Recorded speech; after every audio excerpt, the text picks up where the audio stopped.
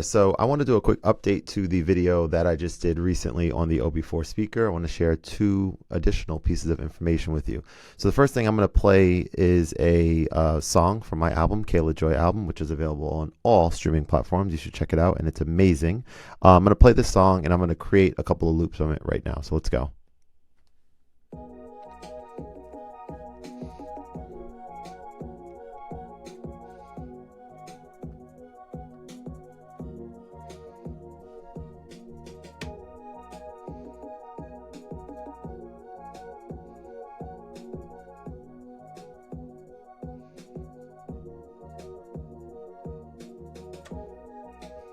All right, so we created that first loop. I'm going to save it.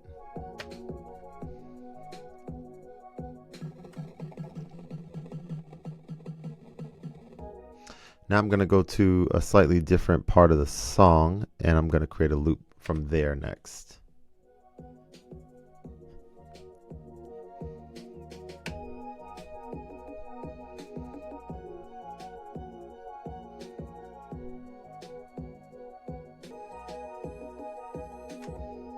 So sometimes that happens. Let me I think that happens because the Bluetooth that's playing on here while I'm saving, it doesn't actually capture. Don't worry about that. But let me try that again. Let me go to the other part and go back a little.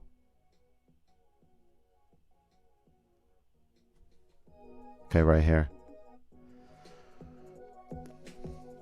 Okay, let's try that again.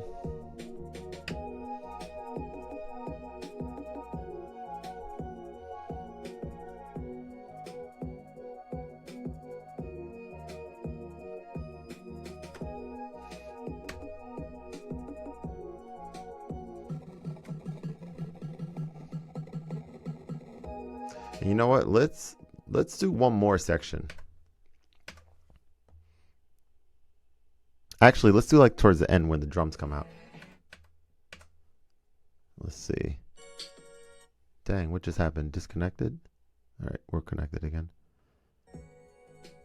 All right, so we're going to do one more time when the drums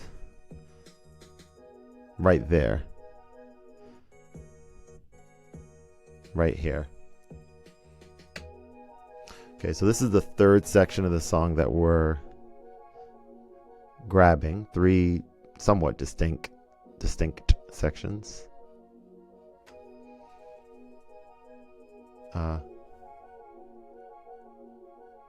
Yeah, okay, so cool. So we got those three sections. Now, what I wanted to show you guys is this.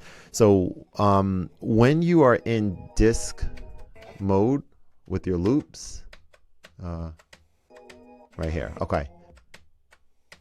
So this is the most recent loop that I just saved. It's 5. In order to go forward loops, I think you hit play. Actually, this goes backwards. So these are the 3 loops we just did. And then you got to get this exactly right. But hold input and hit play goes forward. Just hit play goes backwards. Okay, so what I wanted to show you guys is this. If you hold input, and just to recap real quick. So we talked yesterday about holding input changes the pitch, which we like. Holding them together changes the length, which we also like.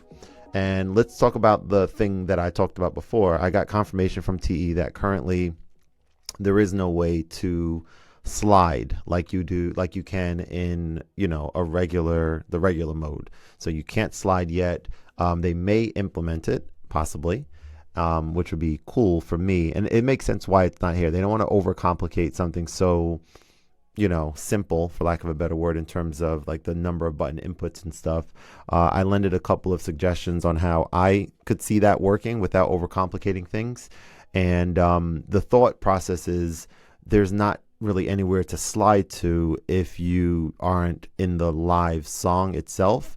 But my thought is that yes, there is, right? Because if I have a long, say, you know, 4 or 8 bar sort of loop that I have saved, I could make it shorter, and now I have different parts of this original loop that I could slide forward and back to, which for me would allow me to be able to do a lot of the similar things that I like doing on like a live feed coming in. So that's the first thing. I also think that I was just thinking sort of off the top of my head here, but being able, and again, we don't want to overcomplicate things, but I do think maybe, I don't even know if this is for sure. You guys let me know if you agree or not, but I think maybe like, okay, if I'm on this loop here and I go back into 1-1, what if I wanted this loop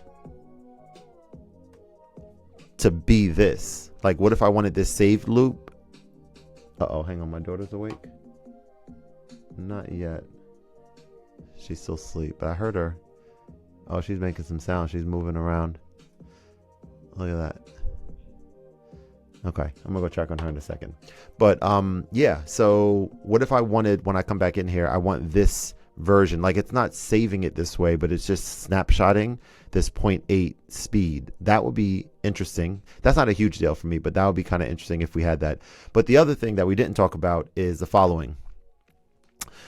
We can hold input and we can mess with the tape dial to change. Wait, it's not working. Wait, I think you have to do it right away. There we go.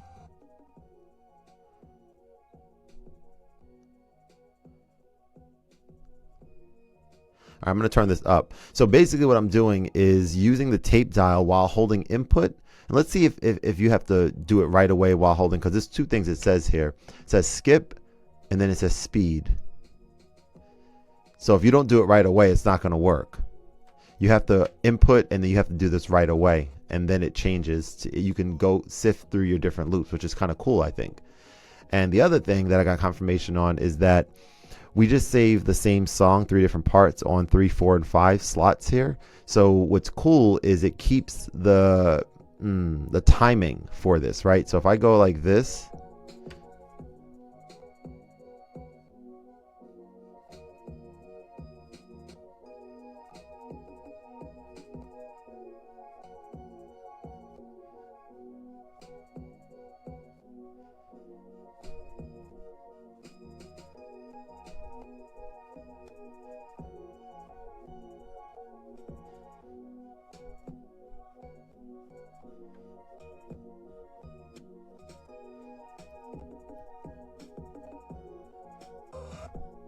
so kind of cool, right? So that motion is kind of similar to what I do with this by sliding. So it's a different technique, a different way of doing it, right? More DJ-ish.